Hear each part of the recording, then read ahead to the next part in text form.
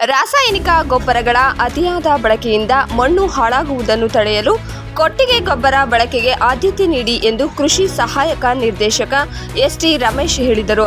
ತಾಲೂಕಿನ ರಾಮಜೋಗಿಹಳ್ಳಿ ಗ್ರಾಮ ಪಂಚಾಯಿತಿಯಲ್ಲಿ ಕೃಷಿ ಇಲಾಖೆ ಹಾಗೂ ಗ್ರಾಮ ಪಂಚಾಯಿತಿ ವತಿಯಿಂದ ಧರ್ತಿ ಮಾತಾ ಬಚಾವೋ ಭೂಮಿ ತಾಯಿಯನ್ನು ಉಳಿಸಿ ಅಭಿಯಾನದ ಅಂಗವಾಗಿ ಅರಿವು ಮೂಡಿಸುವ ಕಾರ್ಯಕ್ರಮದಲ್ಲಿ ಗಿಡಕ್ಕೆ ನೀರು ಹಾಕಿ ನಂತರ ರೈತರನ್ನು ಕುರಿತು ಮಾತನಾಡಿದ ಅವರು, ಮಣ್ಣಿನ ಆರೋಗ್ಯವನ್ನು ರಕ್ಷಿಸಲು ಮತ್ತು ರಾಸಾಯನಿಕ ಗೊಬ್ಬರಗಳ ಬಳಕೆಯನ್ನು ಕಡಿಮೆ ಮಾಡಲು ಅರಿವು ಮೂಡಿಸುವ ಅಗತ್ಯ ಇದೆ. ಸಾವಯವ ಮತ್ತು ಸಮತೋಲಿತ ಪೋಷಕಾಂಶಗಳ ನಿರ್ವಹಣೆಯ ಮೂಲಕ ಕೃಷಿ ವೆಚ್ಚವನ್ನು ಕಡಿಮೆ ಮಾಡಬಹುದಾಗಿದೆ. ರಾಸಾಯನಿಕ ಗೊಬ್ಬರಗಳ ಬದಲಿಗೆ ಜೈವಿಕ ಗೊಬ್ಬರಗಳ ಬಳಕೆಗೆ ಹೆಚ್ಚು ಒತ್ತು ನೀಡಬೇಕು. ಮಣ್ಣಿನ ಫಲವತ್ತತೆಯನ್ನು ಹೆಚ್ಚಿಸುವ ಮೂಲಕ ಹೆಚ್ಚಿನ ಇಳುವರಿ ಮತ್ತು ರೈತರ ಆದಾಯವನ್ನು ಪಡೆಯಬಹುದಾಗಿದೆ. ಕೃಷಿ ಇಲಾಖೆಯಿಂದ ಗ್ರಾಮ ಮಟ್ಟದಲ್ಲಿ ರೈತರಿಗೆ ಮಣ್ಣಿನ ಪರೀಕ್ಷೆ ಮತ್ತು ಸಾವಯವ ಕೃಷಿಯ ಮಹತ್ವದ ಬಗ್ಗೆ ಸಮಗ್ರ ಮಾಹಿತಿ ನೀಡಲಾಗುತ್ತಿದೆ. ಇದರ ಜೊತೆಗೆ ಪ್ರಾಯೋಗಿಕವಾಗಿ ಮಣ್ಣಿನ ಪೋಷಕಾಂಶಗಳನ್ನು ಹೆಚ್ಚಿಸುವ ವಿಧಾನಗಳನ್ನು ಬಳಸಲಾಗುತ್ತಿದೆ. ಧರ್ತಿ ಮಾತಾ ಬಚಾವೋ ಅಭಿಯಾನವು ಮಣ್ಣಿನ ಉಳಿವಿನ ಜೊತೆಗೆ ಸುಸ್ಥಿರ ಕೃಷಿಯನ್ನು ಉತ್ತೇಜಿಸುವ ಗುರಿಯನ್ನು ಹೊಂದಿದೆ. ಕೊಟ್ಟಿಗೆ ಗೊಬ್ಬರ ಬಳಕೆಯಿಂದ ಬೆಳೆಗಳಿಗೆ ಮಣ್ಣಿನ ಫಲವತ್ತತೆ ಮತ್ತು ರಚನೆಯನ್ನು ಸುಧಾರಿಸುವ ಅತ್ಯುತ್ತಮ ಸಾವಯವ ಗೊಬ್ಬರವಾಗಿದೆ.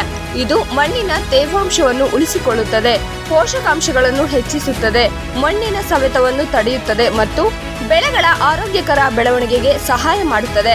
ಕೊಟ್ಟಿಗೆ ಗೊಬ್ಬರದಿಂದ ಸಾರಜನಕ, ರಂಜಕ ಮತ್ತು ಪೊಟ್ಯಾಷ್ನಂತಹ ಅಗತ್ಯ ಪೋಷಕಾಂಶಗಳನ್ನು ಪೂರೈಸುತ್ತದೆ.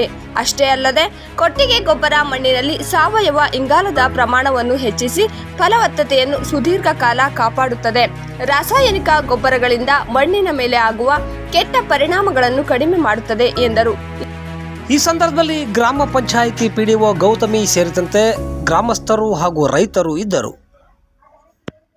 ಕೊಟ್ಟಾಗ ರಂಜಕದ ಅಂಶ ಆ ಬೆಳೆಗಳು ಬೇಗ ಫಸ್ಟ್ ಬೇರೆ ಗಡ್ಡೆ ಅಂತಾನೆ ಗಿಡ ಚೆನ್ನಾಗಿರುತ್ತೆ. ಬೇರು ಬೆಳವಣಿಗೆಗೆ ರಂಜಕ ಯೂಸ್ ಮಾಡ್ತಾರೆ, DAP ಜೊತೆಗೆ ಸ್ಟಾರ್ಟಿಂಗ್ ಅಲ್ಲಿ ಆ ಬೆಳೆ ಚಿಗುರಿ ಎಲೆ ನೋಡಿದ್ರೆ ಎಲೆ ಹೊಡೆದ ಮೇಲೆ ಸಾರಜನಕ ಬೇಕಾದಂತ ನೋಡಿದ್ರು.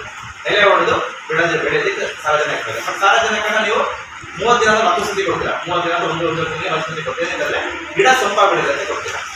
ಅದೇ ರೀತಿ ನೀವು ಪೊಟ್ಯಾಷನ್ನ ಕಾಳು ಕಟ್ಟುವಂತ ಹೂ ಅಂತ ಆಗುತ್ತಲ್ಲ, ಯಾವುದೇ ಬೆಳೆ ಆಗಿಲ್ಲ, ಏನೇ ಬೆಳೆ ಪೊಟ್ಯಾಷನ್ನ ಕೊಟ್ಟರೆ ಆ ಗಿಡಕ್ಕೆ ಒಂದು ಸ್ಟ್ರೆಂತ್ ಬರ್ತದೆ, ಮತ್ತು ಆ ಕಾಯಿ ಕಚ್ಚುವಿಕೆ ಜಾಸ್ತಿ ಆಗುತ್ತೆ. ಜೋಳದಲ್ಲಿ ತೆನೆ ಕಚ್ಚುವಿಕೆ ಜಾಸ್ತಿ ಆಗುತ್ತೆ, ಮತ್ತು ತೆನೆ ಗಟ್ಟಿಯಾಗಿರ್ತದೆ. ಈಗ ನಾವು ಮೊನ್ನೆ ಒಂದು ಸಿದ್ದಾಪುರದಲ್ಲಿ ಒಂದು ಗಾಳಿ ಮಳೆ ಬಂದು ಅಂತ ಒಂದು ರಾಗಿ ಎಲ್ಲ ಮುಚ್ಕೊಂಡಿತ್ತು. ನಿಂತ್ಕೋಬೇಕು ಅಂದ್ರೆ ಪೊಟ್ಯಾಷ್ ಬೇಕು. ಆಮೇಲೆ ಪೊಟ್ಯಾಷ್ ಸುಮಾರು ಇದ್ದಾವೆ, 16 ಇದೆ, 17 ಇದೆ, 19 ಇದ್ದಾವೆ. ನಂತರ ಯೂರಿಯಾ ಟೈಮಲ್ಲಿ ಯೂರಿಯಾ ಖಂಡಿತ ಹಾಕಿ, ಒಂದು ಬ್ಯಾಗ್ ಆದರೂ ಯೂರಿಯಾ ಹಾಕಬೇಕು, ಹಾಕಿ.